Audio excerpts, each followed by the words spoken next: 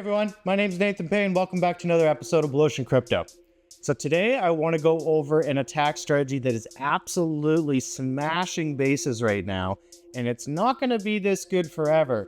Right now we're able to really bully those HQ7s or low-level HQ8s. When you do get up to HQ8 and you get the additional plus 55 troop capacity, it is doing wonders for me right now. I am doing attacks so quickly, getting so much loot and climbing so much trophies. This is a lot of fun, but I also know, like I said, it's not gonna last. So without further ado, let's jump right in. I want to play. Okay, so this is the basic troop composition. You've got 30 Skyfires and 43 whales. Now, first off, I just want to say it is awesome that we finally have air attacks being viable. It really hasn't been until, way back in the beta days back. So it's awesome to see this actually be something that we can do now. And the basic idea is you're going to be, and I'll show you guys quite a few attacks here, but we're going to be dropping the whales all around the edges of the base. Then you're going to follow up with the Skyfires behind. Now, you do want to make sure that your placement of the whales are kind of particular, but not really. You'll see when we get into the attacks. And you do want to get those anti-air down first, of course, as soon as possible. Same with the rocket towers and the sniper towers. These are the things that are actually going to hurt your army. But what's awesome about this is the whales are actually tanky enough now that they can really keep those Skyfires alive, and the Skyfires are going to work through all the trash on base.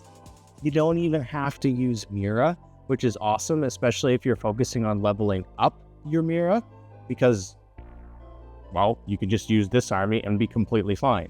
Now, you can do this strategy without them being leveled up. However, when you do get them leveled up, it really just brings it right over the top. For that reason, and same in the last video where I mentioned in the HQ8 guide, I highly recommend that you do level your whales and your Skyfires right off the bat, because you will notice this huge jump in just power of your army. But like I said, this still works without the additional levels just fine.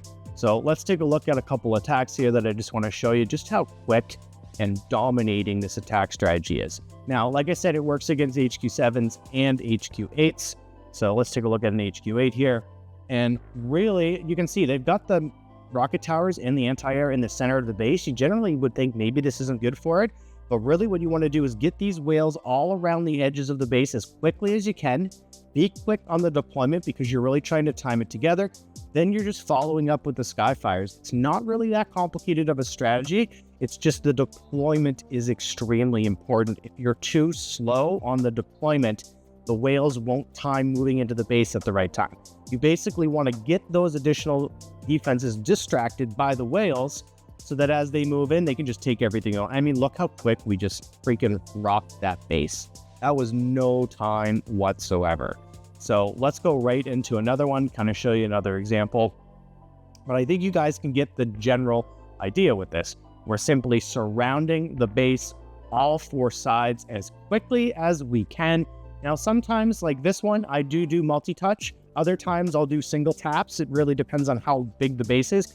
Look how nice and clean all those whales are moving into the center.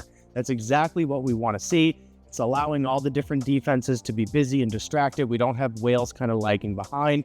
Then you've just got the Skyfires essentially cleaning up all the trash, all the storages, all the non-defensive structures that the whales don't go for.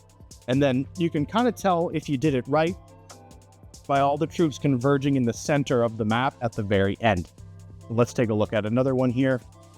And I'm showing you guys all HQ8s. So, I mean, if you find a 7, this is just a joke. So this looks like a nice, easy deployment from the bottom. We can kind of come at it. I did the multi-touch there again, then the single all around. Like I said, the timing of the deployment is really important. You want to be quick on that. Get those Skyfires down. Like I said, guys, this is just freaking smashing bases right now. Now, yes, I know as people level up their anti-air, which I think will happen pretty soon. Same with the rocket towers and the sniper towers. This will be harder. But I mean, even if you do fail, although it really doesn't happen, I mean, once in a blue moon, I might not. You're still getting the 1 star, no matter what. So, it's safe to do in that regard. But let's actually jump right into an attack, and I'll show you here it live. So it's not just a fluke. I didn't just show you all the best attacks. Okay, we're just going to attack the first base we find. Okay, perfect. right? Doesn't matter that the enemy mirror is down because the mirror doesn't matter.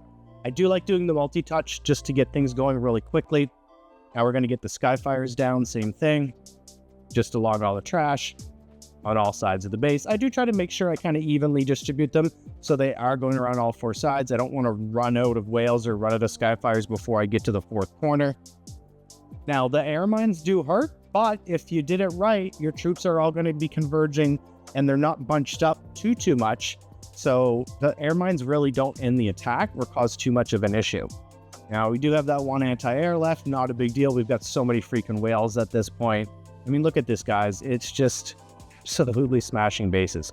Now, if you are doing this and you're noticing it's just not working, couple reasons for that. Generally, it's just because you don't have the additional 55 troop space, or if they aren't the higher level yet, sometimes they just don't pack quite enough punch if they've got centralized anti-air or rocket towers. But even still, you're always getting that one start no matter what, you know. And of course, the troop training time really isn't too bad on this with the 30 and the 43.